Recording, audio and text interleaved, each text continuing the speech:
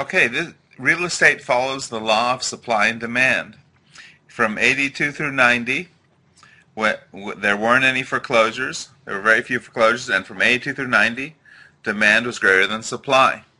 In fact, under Ronald Reagan, as they spent money on Star Wars and they had the trickle-down effect, we had a lot of people were hired and they bought homes, and real estate doubled under Ronald Reagan and the first couple of years of Bush Sr. Then we had the aerospace recession. From 90 through 95, real estate collapsed during that time, during that recession. People will say that real estate follows the recessions, but notice that in 2000 through early 2000 through early 2003, for 3 years here, we had the dot-com bubble, and real estate continued to rise. And the reason for that is that real estate follows the law of supply and demand. When demand is greater than supply, real estate goes up. When supply, after it gets overextended and you have a recession, supply is greater than demand, so it falls.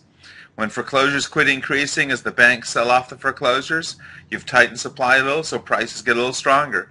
And from 95 through 98, real estate went up about 30%. Then when the foreclosures dried up, we had this 8-year run-up.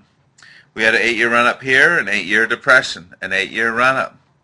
And here in this recession, from 2006, I've put here 2016.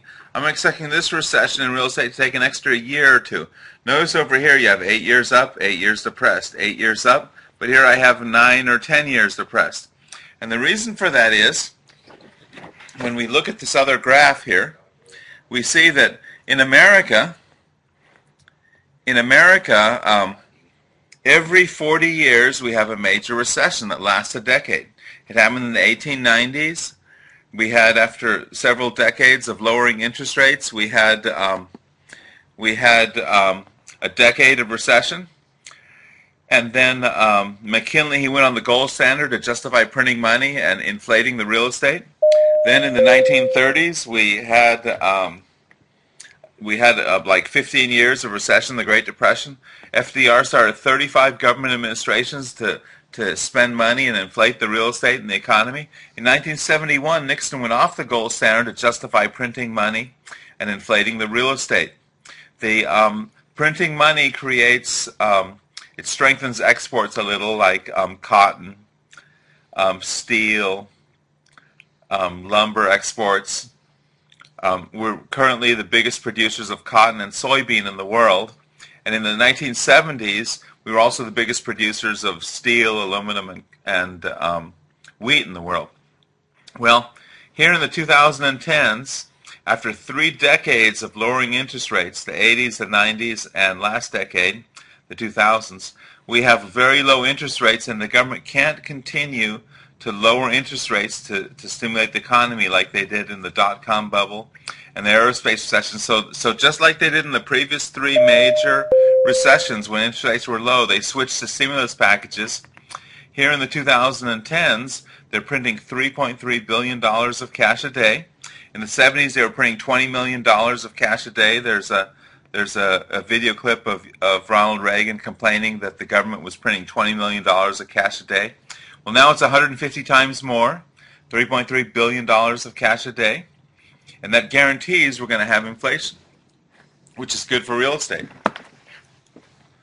prices. And so, if we look at this graph here, we see that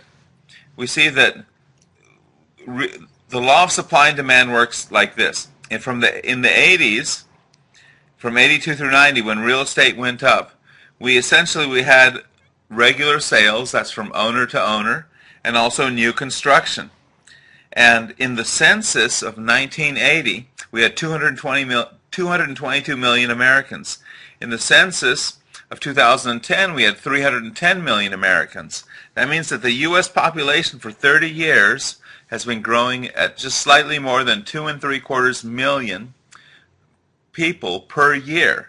And so what happens is, since there's about one housing unit for every 2 people, we can sell about 1.2 million homes a year, new homes a year. Well, in 2006, they were selling 2.2 million homes a year, far more than they possibly could sustain, and so they were overbuilt and prices fell. Notice that in the aerospace recession, after an 8-year run-up, they were overbuilt and prices fell in the recession. In the dot-com bubble of 2000, 2001, 2002, we had a recession, but prices continued to rise because of the population increase and demand was greater than supply. So in 2006, after being overbuilt for 3 years, they were way overbuilt for 2004, 5, and 6. Then when the economy started to reel and real estate started to fall, we had a major collapse in real estate. So notice that real estate primarily follows the law of supply and demand as opposed to economic fluctuations. And so in March of 2012, Alt-A and option adjustable rate loans are going to quit resetting to higher payments. This will cause the distressed short sales to cease, and that will tighten the supply a little. And just like when the distressed sales quit in 1995, there was a strengthening of about 30% from 95 through 98. I'm expecting also from 12 through 15, I'm expecting about a 30% increase in prices.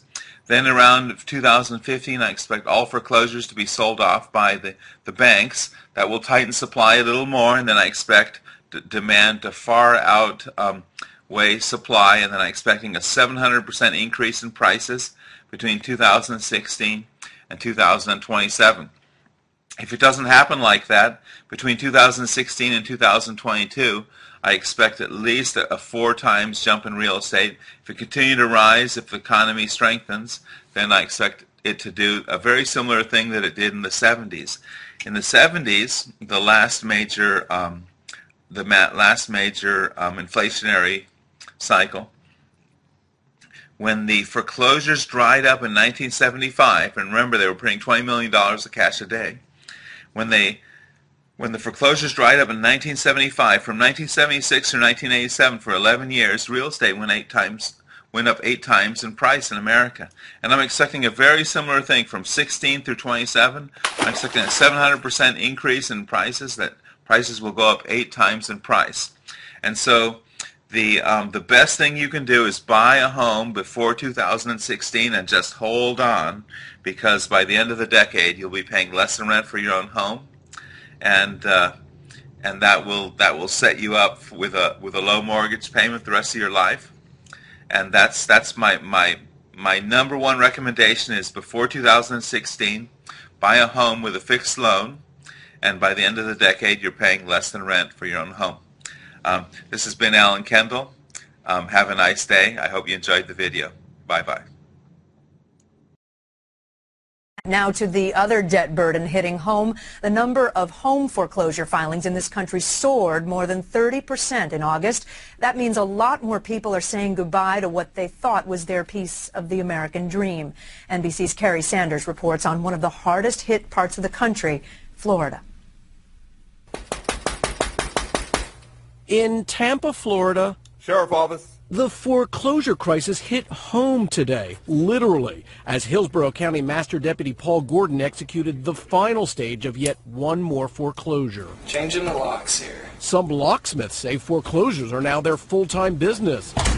A just-released study shows 1 in every 80 homes in the U.S. is in some stage of foreclosure. Nationwide, a 33% increase in default notices in just 1 month. A 9-month high. The long-term crisis is still worst in Nevada, where 1 in every 20 homes is in foreclosure, followed by Arizona, Illinois, Florida, and California. New delinquencies, those new loans going bad, are all due to unemployment or underemployment, where people just can't afford those monthly payments. These are the foreclosure files in Miami-Dade County, more than 100,000 sterile documents, each with a sad story of a lost dream. And then there are the officers who deliver these documents, who say they're increasingly sympathetic. This is becoming so routine in our country. Most people, they've lost their jobs, and that's the problem. They can't find work. So you can't find work, you can't pay your bills. Rick and Terry Fisher, I just hope things work out, say holding off a foreclosure can be maddening. They thought the bank awarded them a loan modification, only to find out another division of the bank is moving forward with the foreclosure anyway. I send the paperwork, but you don't hear from them, so I'm phone calling, and then you get someone different, and again, get different stories. A personal crisis for the families and a still growing crisis for the nation's hobbled economy. Kerry Sanders, NBC News, Miami. Hi, this is Peter.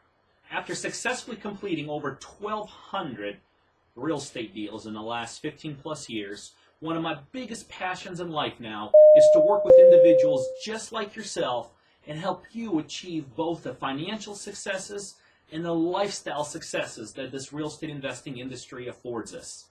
Simply click on the link below and you'll be taken to a web page where you'll learn more about how I could personally mentor you and help you become wildly successful in the real estate investing industry. That's all, folks.